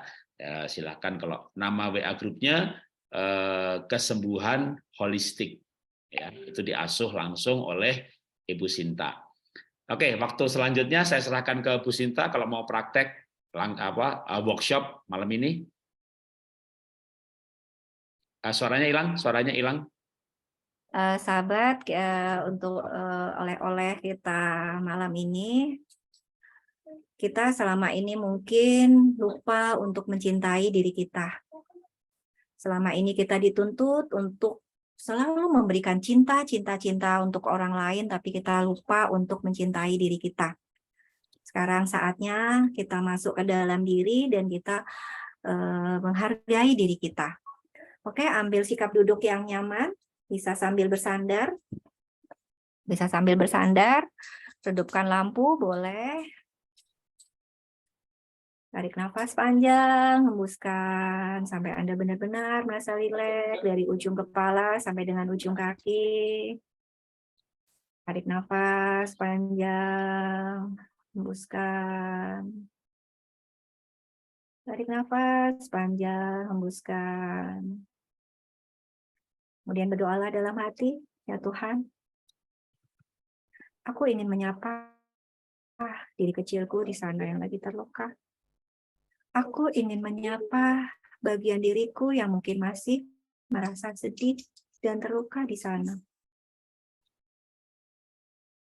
Aku ingin menyapa bagian-bagian diriku yang ingin menyampaikan pesan sebenarnya melalui sakit ini. Tapi aku tidak mampu mendengarkannya selama ini karena aku sibuk dengan pikiran-pikiranku sendiri.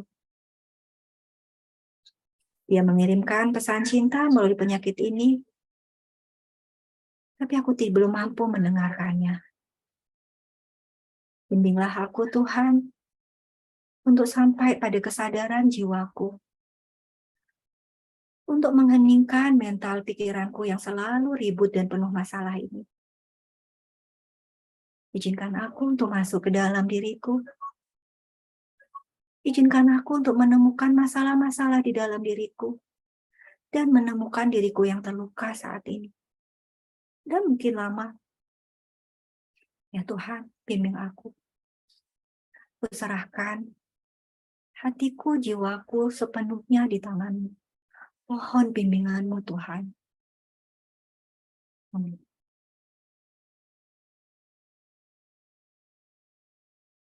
Tutup mata Anda, sahabat. Resapi lagu berikut. Jika Anda ingin menangis, menangislah. Sambil peluk diri Anda. Selama ini mungkin Anda dituntut untuk selalu memberikan cinta bagi orang lain. Bagi suami Anda, bagi istri Anda, bagi orang tua Anda, bagi anak-anak Anda, semua orang. Tapi Anda lupa untuk mencintai diri Anda sendiri.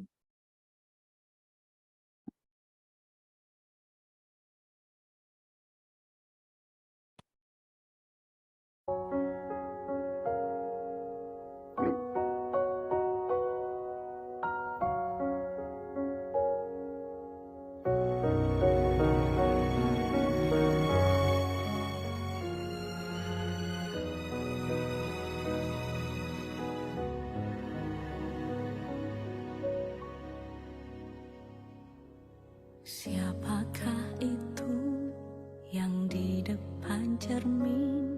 Apakah kabarmu selama ini? Siapakah itu menatap padaku? Apakah dirimu utuh? Mata itu, wajah itu, jiwa itu, hati itu, bahagiakah selama ini?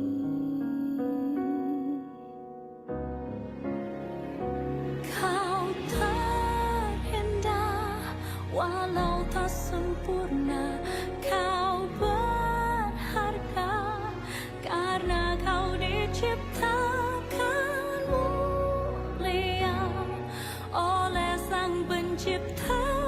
Sadari dirimu, sayangi dirimu utuh.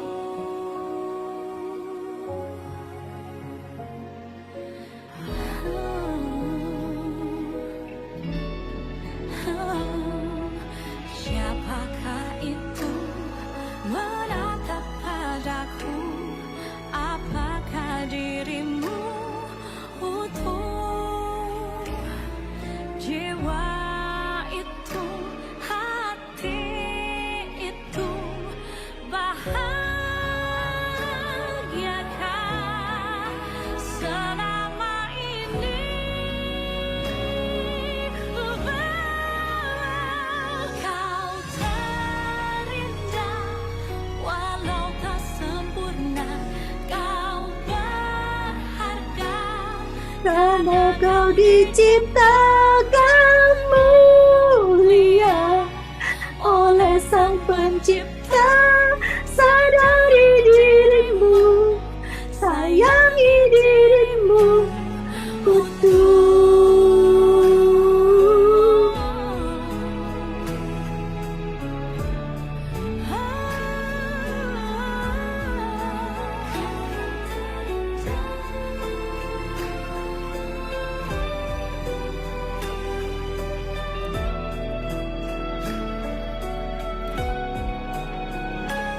Kau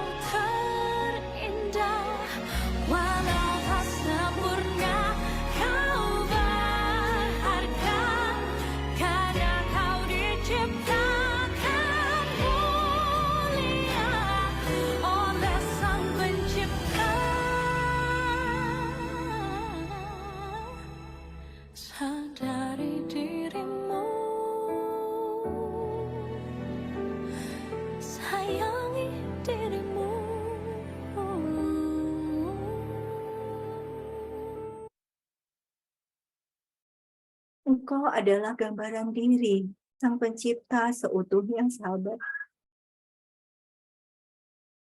Ada citra Tuhan hadir dalam hidupmu, dalam jiwamu, dalam dirimu. Selama ini kau lupa untuk engkau sadari, sahabat. Engkau hanya sibuk dengan kemarahan, kebencian, dendam, duka cita, kesedihan. Ada bagian dirimu yang merasa terluka. Engkau tidak tahu mau kemana. Saatnya lepaskan itu, sahabat. Hargai dirimu. Katakan pada dirimu, I love you, myself.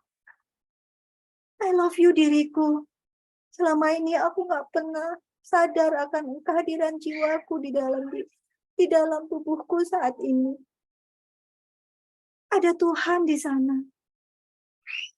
Ada Roh Kudus yang hadir di dalam dirimu, sahabat. Ada Allah hadir di dalam dirimu, sahabat. Cari itu. I love you. Cintai dirimu. Sayangi dirimu. Orang lain mungkin tidak menyayangi engkau, tidak menjadi masalah. Tapi engkau perlu mencintai dirimu. Sayangi dirimu utuh, sahabat. Katakan I love you. Katakan I'm so sorry. Sampai sekarang hadir penyakit-penyakit itu di dalam diriku saat ini. Karena aku lupa. Ada pesan cinta di situ melalui penyakit yang tidak aku sadari. Saat ini aku mau untuk menyadarinya. Terima kasih.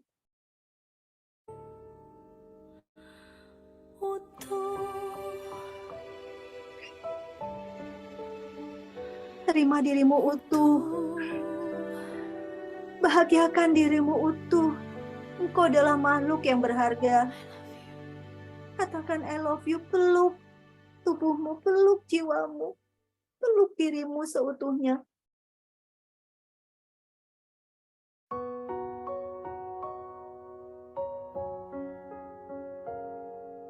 Hayati lagu ini. Jika sahabat ingin menangis, keluarkan. Tangisan ini adalah tangisan terapi, tangisan kesembuhan. Tangisan untuk membasuh jiwamu.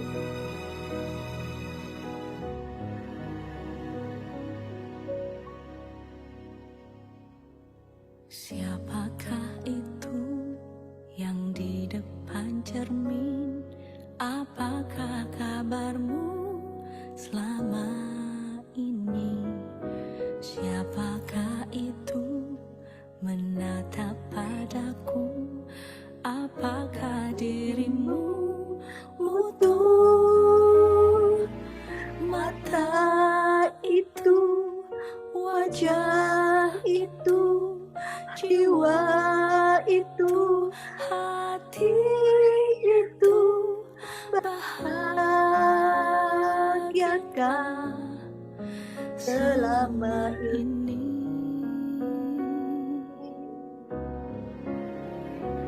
Kau terindah, walau tak sempurna. Kau berharga, karena kau diciptakan mulia oleh Sang Pencipta. Sadari dirimu, sayangi dirimu utuh.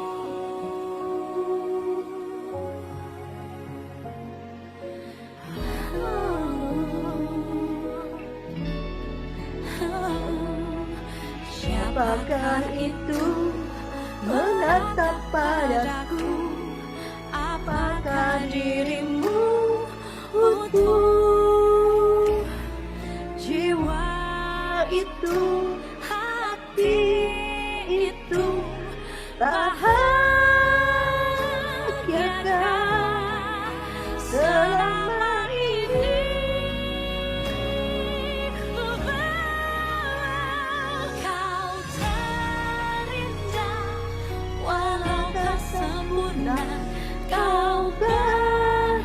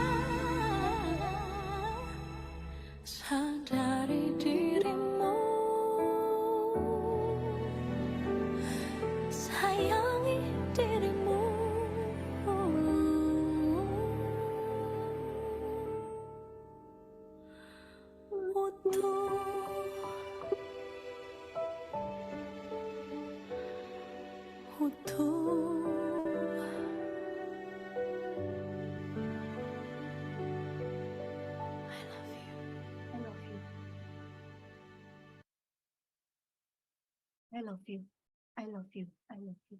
Katakan sering-sering itu pada dirimu sendiri, sahabat. Sahabat, kita semua adalah makhluk Tuhan yang berharga. Ada Roh Kudus hadir di dalam diri kita. Temukan itu. Bersama Dia.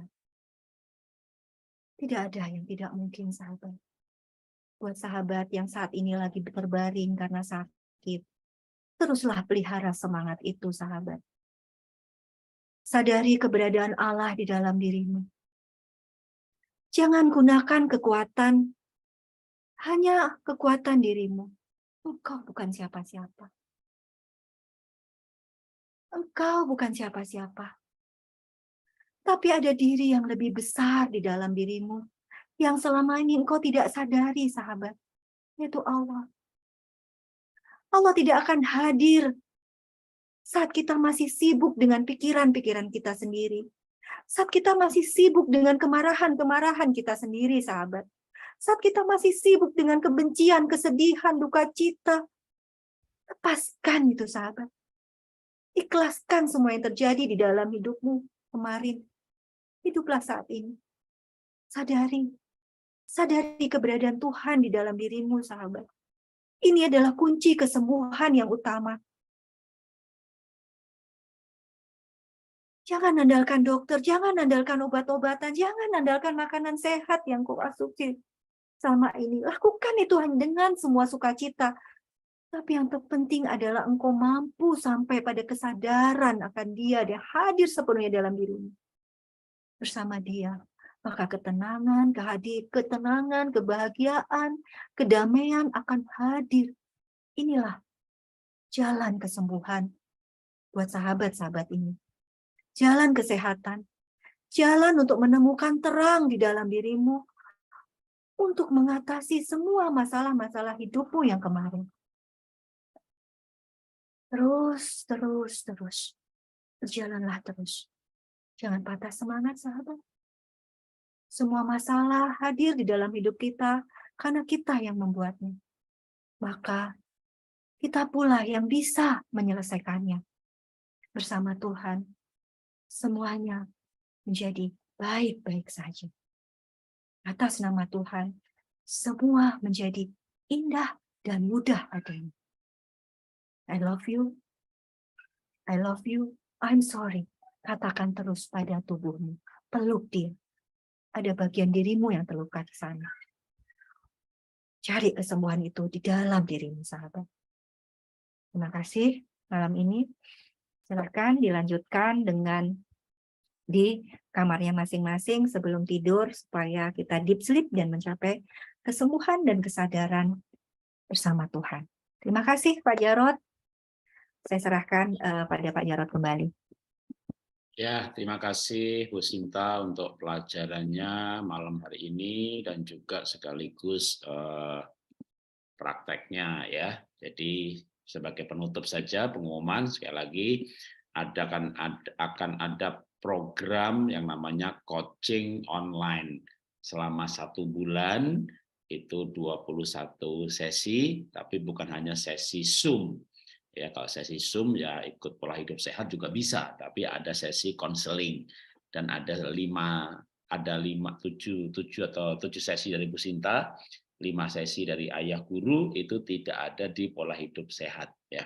Kalau yang dari saya itu berupa pendalaman. Jadi misalnya inner healing cuma ada 2 sesi, nanti yang program coaching online ini satu paket, satu temanya didalemin.